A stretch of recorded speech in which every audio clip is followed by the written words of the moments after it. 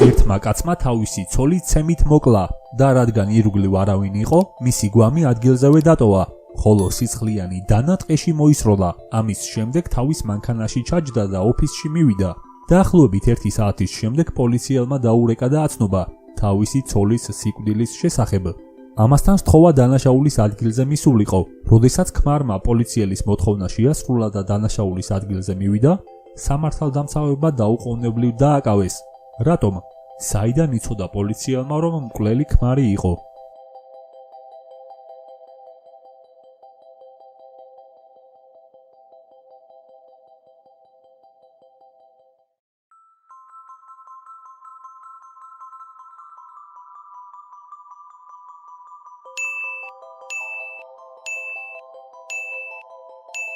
პასუხი: პოლიციელს ქმრისთვის არ უთქვამს, თუ სად მოხდა დანაშაული. შესაბამისად, მან იცოდა სად იყო მისი ცოლის სხეული, რადგან პირდაპირ იქ მივიდა.